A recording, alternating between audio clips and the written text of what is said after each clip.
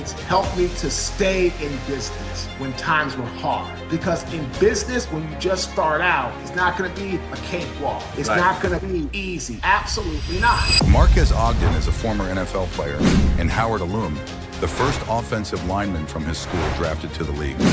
Today, he's a top keynote speaker, entrepreneur, and host of a global top 1% podcast, inspiring leaders with resilience and grit. You're having to start over at the bottom.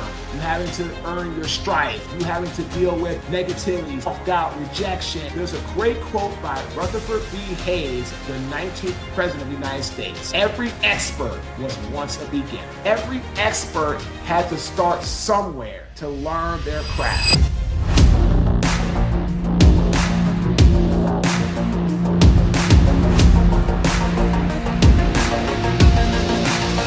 What's up, everybody? This is Ryan Van Ornum. I am back with another episode of Scaling Up Success podcast, powered by Cynergists. Cynergists is your go-to for scaling operations, being able to take your business to another level at a fraction of the cost. Today, I have a special guest of mine, a dear friend, Marques Ogden. Marques, how are you doing today, sir? I'm doing well, Ryan. How are you? Oh man, if I was any better, I'd be you, bro. Man, you're killing the game right now. So as we kind of get into this thing, man, you got I love your backstory. I love what you came through. You've done such many things and amazing things. Let's drop some knowledge on your backstory a little bit about where you came from and you know the ups and downs that went through your life to get you where you're at right now. Yeah, man. So my name is Marques Ogden. I'm from Washington, D.C. I went to St. John's College High School. Kevin Plank, who is the CEO and co-founder of Under Armour, went to the same high school. From there, went to Howard University in Washington, D.C. I got a full football scholarship to play for the Bison. And what was awesome, Ryan, our father, Cheryl Phillip Ogden, played football for the Bison as well. He was their first class full scholarship athletes at Howard in 1970. And so carried on the bloodline, carried on the legacy. I was like, man, I'll get to Howard. You know, if I play a year or two, that'd be awesome. You know, maybe back up as a freshman, sophomore, maybe play as a junior, senior. Well, I became a 4-year starter at Howard University for the Bison at right tackle. I played right tackle my first year and my second year, left tackle my third year, played right tackle and center my last year. And you know what, man? I worked at Merrill Lynch. I interned there, wanted to get a job working on Wall Street or something in the financial industry. I had a degree in finance.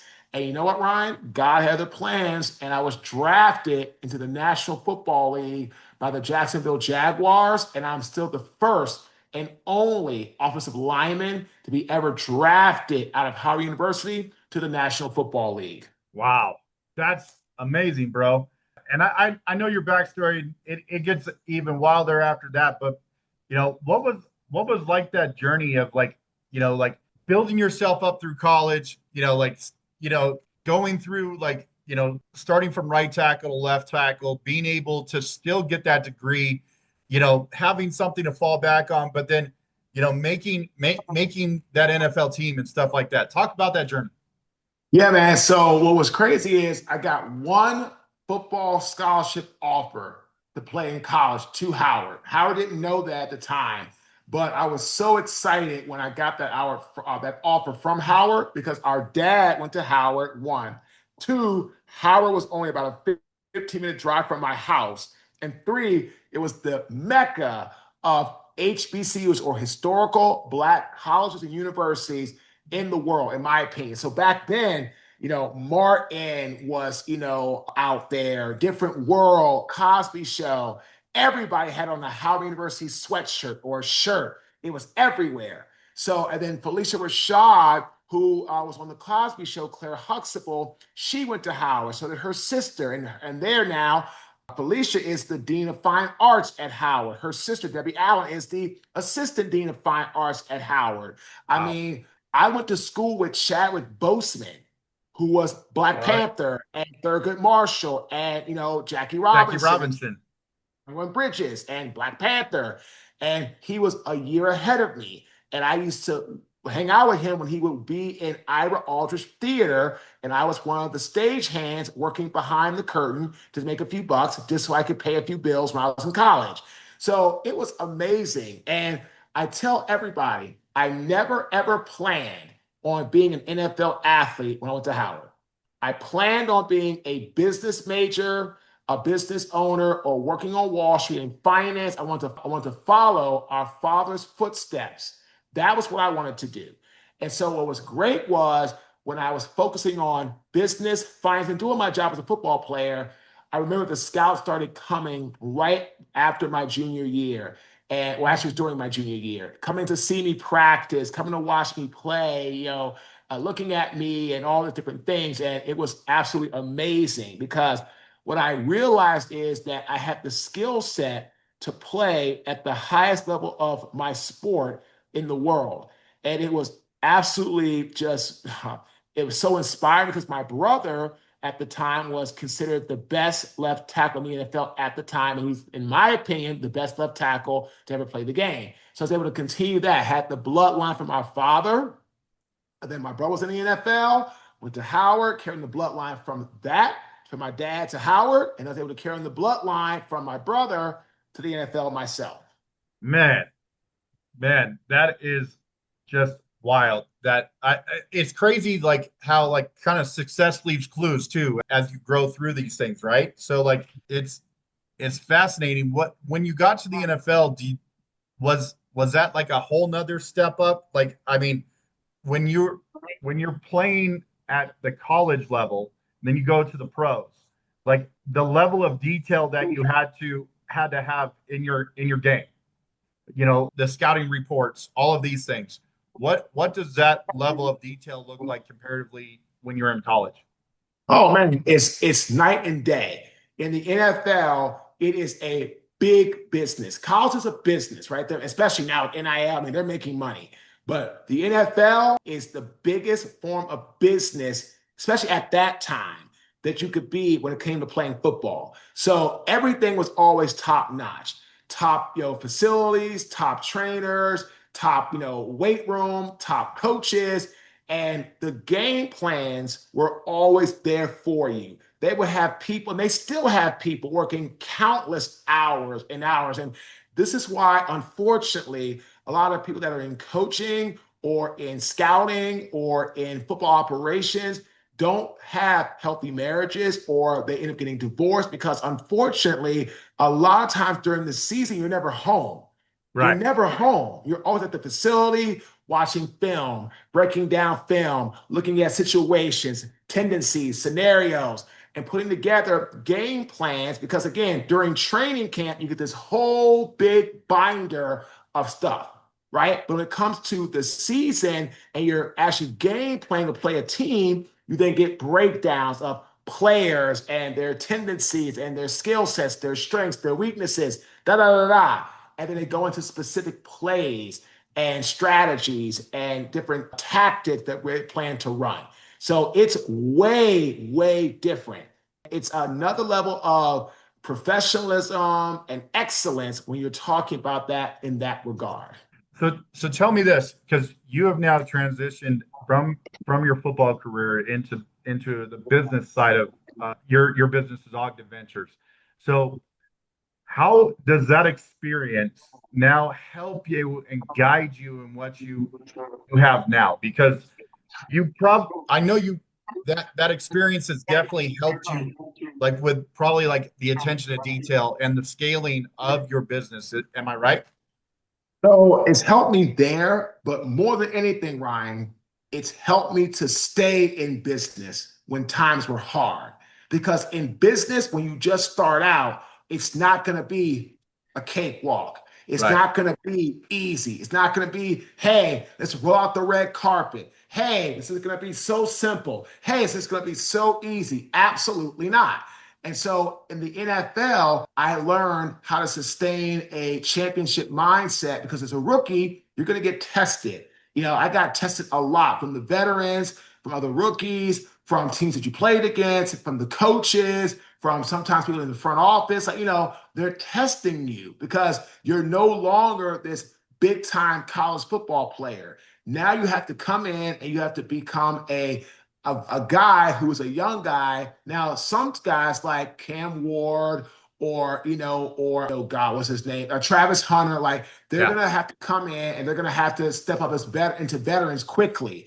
But most guys that are like mid to late first rounders, and then after that, you're gonna have to work your way up. Some guys will become starters, that are mid first rounders, second, third round, even some Lakers, even maybe a couple undrafted guys may become starters because of injuries or things like that. But most of those guys won't start out as starters in the starting lineup from day one. Will Cam Ward? Yes. Will Travis Hunter? Yes. Will the defensive end from the Giants? Yes. Will like those first 10, 15 guys come in the league as starters? Yes. Because the teams have so much money in them that you cannot sit those guys. You got to get them and play them right away.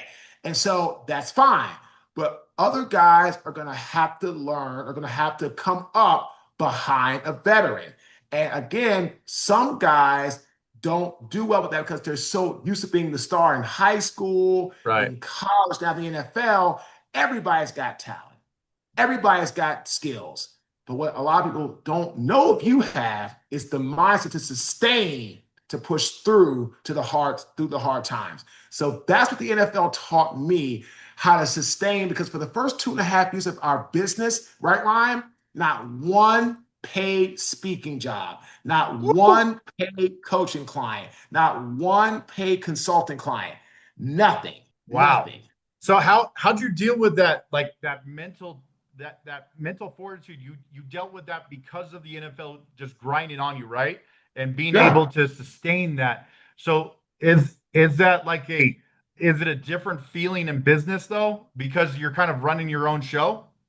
Same situation, maybe Okay. a little bit different arena, but it's the same feeling. You having to start over at the bottom. You having to earn your stripes. You having Right. to put work in. You having to deal with negativity, self-doubt, rejection.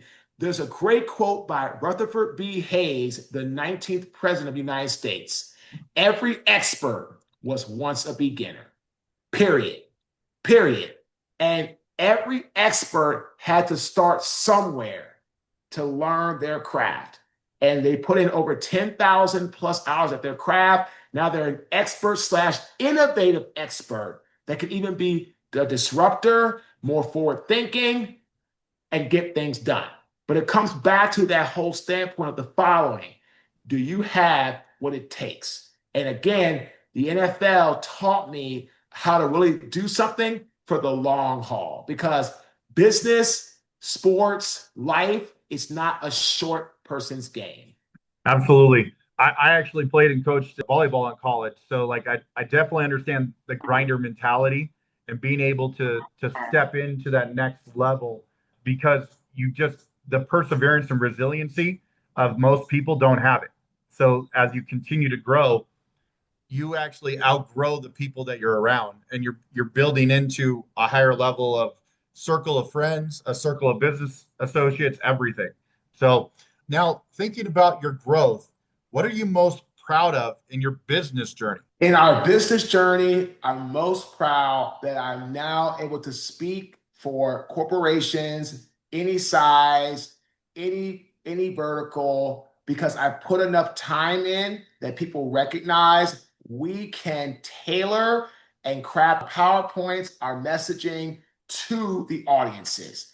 And that, my friend, is what matters most. Because I tell people all the time, in business, especially speaking, you can't just go up there and talk about what you want to talk about based on what you think people want to hear. No, every time we go on stage, every time we go and do something, it's about what the client needs us to talk about around the theme of their event.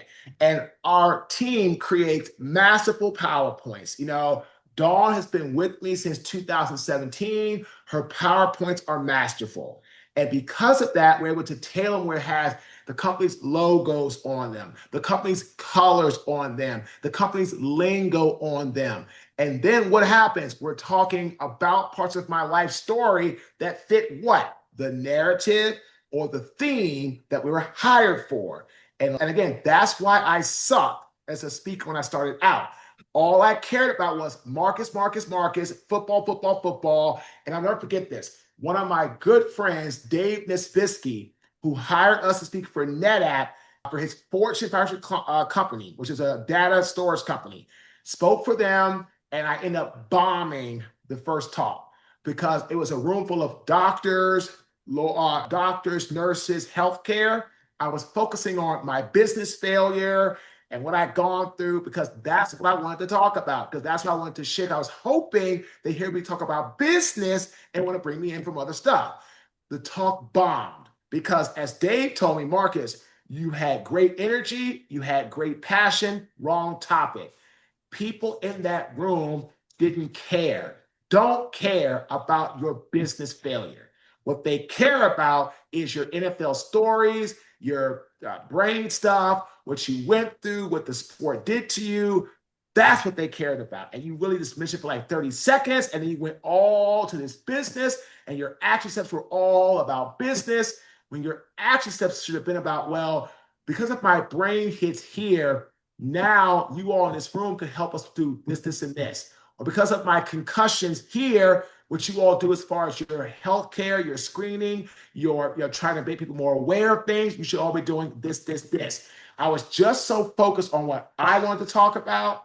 That's where things went south. So I'm proud that we as a brand fought through that. And now we're able to speak for clients and give them exactly what they want, tailored to who they are, tailored to what they need. That is some knowledge you're dropping on this audience, bro. Love it. So, and that can be applied to pretty much any type of business ownership group that's out there, right? Like you gotta think with the customer in mind first. Now, yes, of course, you're gonna have your talents and your strengths that you develop inside of your own business.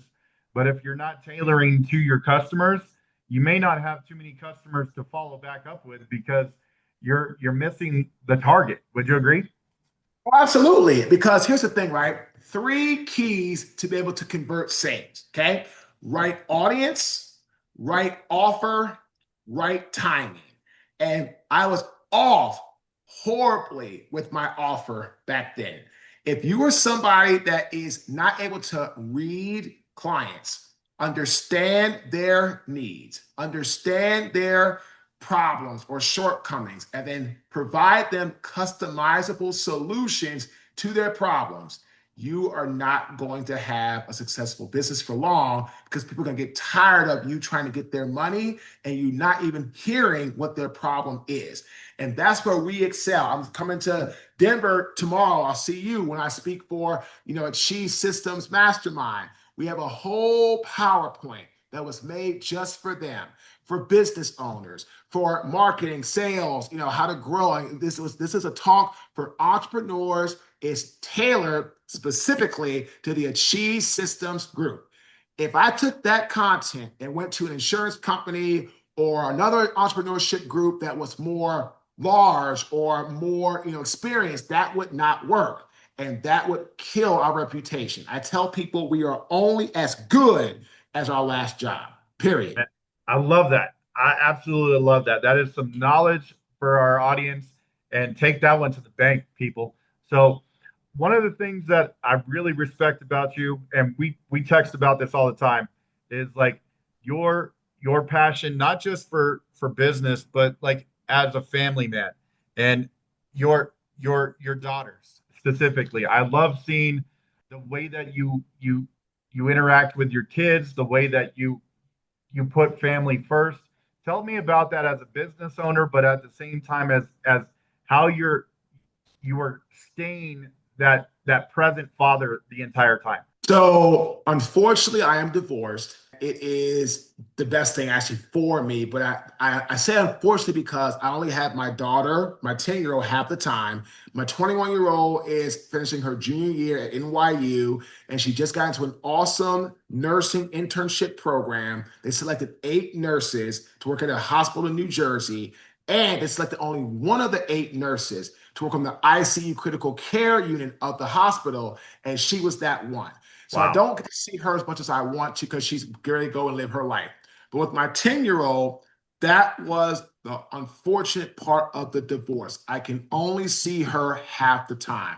But what I tell people, I'd rather see her half the time 100% happy than 100% of the time at zero happy, zero joy. So what I do is I'm very present with my daughters, right? I talk to my oldest at least twice a week. I send her money for things that she needs for her school. I mean, she got a full scholarship. She's in this program. So I know she's busting her butt. So she asked me for $150 here, $250 there. I'm going to give it to her because she's working hard. With Farah, same situation, right? It's going to really flow into this is what needs to happen. And at the end of the day, that's what's going to make it go well. So I tell people all the time, learn to focus in on what matters. And for me, being a present father figure to my daughters is most important because I want them to know as they go through life, I'm going to always be there. I love that, man. Absolutely love that. And I know your time is precious, and I really appreciate everything that you spoke about today. As we kind of wrap this thing up, one of the things that I always ask is like, if people are interested in getting into business, do you have like a piece of advice for somebody that is just starting out? Like what is something that just a a sentence or two that can really maybe give them better insight into what it's like to be able to start their entrepreneurial journey? I'll tell people this: you must be confident in what you are selling and or offering. Confidence, as Jack Del Rio said to us as a 20-year-old rookie, is talking good about yourself behind closed doors. So when it's time to execute, you can execute at the highest level with the most precision possible. Period. If you are not confident in your offer, or what you're selling, people will pick up on that. And unfortunately, your business will not even get off the ground. Again, you don't have to know everything about your business. I sure the hell don't.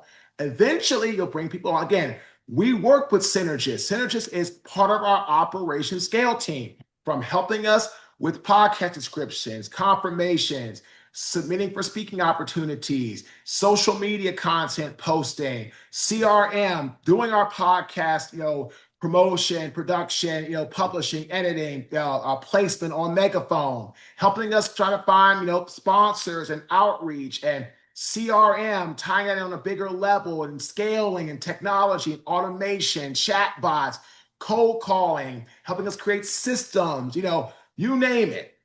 That's exactly what we hired them for. I don't know that stuff. Right now, when we started out, we just piecemealed it. But to get to the point of being able to piecemeal it and be able to get to the point of being able to hire Cynergists, we had to be confident in what we sold. And that's what happened. For those 2.5 years, I had no confidence in our offer. And that's why everything was free or no. And remember this: confidence plants seeds for business. Credibility creates conversions in your business. If you're not confident to plant the seeds, credibility doesn't and won't matter.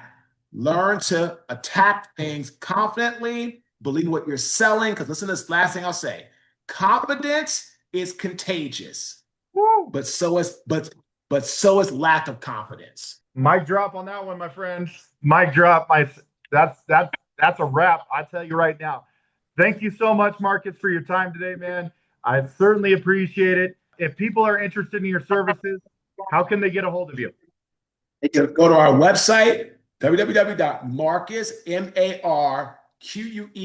Ogden, Ogden.com, or you can go to our app. The Marques Ogden app is on Apple Store or Android. You can shoot me an email, marques@marquesogden.com, or you can check out our podcast, Get Authentic with Marques Ogden. We're in the top 1% of the world most popular, and we're starting to put a lot more muscle behind our marketing. Our podcast is growing like crazy. We've had almost 20,000 downloads in 4 days, and it's only getting bigger and better.